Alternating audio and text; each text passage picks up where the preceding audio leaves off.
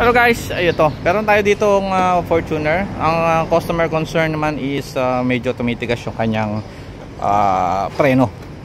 Kanyang pedal. At walang preno, matigas. Pag tinapakan, una kakagat, pangalawang bomba mo matigas na, wala nang preno. So tinignan ko naman, yung vacuum niya is meron naman siyang vacuum. But meron ako naririnig na sigaw, hangin. So ayun nga, nalaglag pa nga, 'di ba? Pinahirapan pa ako. Ay, talagang suksok pa. Ayun. So nagtingin tayo, may nakita tayong fault. Ayun. Yang part na 'yan.